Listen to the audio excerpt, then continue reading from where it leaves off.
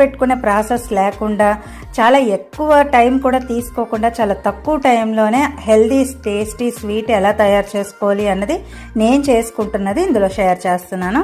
ఇప్పుడు చూసారు కదా, పెసరపప్పు ఏగడానికి మనకు కొంచెం టైం పడుతుందండి. ఒక 10 నిమిషాలు మనం వదలకుండా ఇలా ఏగించేసుకోవాలండి. లేకపోతే ఒకటి ఏగిపోయి తొందరగా ఒకటి మాడిపోయి అలా ఉంటుంది కదా. మనం ఇలా సమానంగా ఏగించుకుంటే ఇలా కలర్ చేంజ్ అయినంత వరకు మనం ఇలా ఏగించుకొని దీన్ని ఫస్ట్ మనం ఎలా మిక్స్ చేసుకోవాలి, మిగతా ప్రాసెస్ అంతా ఎలా తయారు చేయాలో ఇది చల్లారాక చూపిస్తానండి. ఎందుకంటే మనం వేగించింది మిక్సీ జార్లో ఇప్పుడు వేసుకుని మెత్తటి ఫైన్ పౌడర్ చేసుకోవాలి. ఇది చల్లారాకనే మనం మిక్సీ జార్లో వేసుకోవాలి కదా. మిక్సీలో ఇలా వేడిగా వేసుకోకూడదు. చూసారు కదా, ఈవెన్గా ఇలాగా మనం కలర్ చేంజ్ అయ్యి ఏగినట్టు లెక్కండి.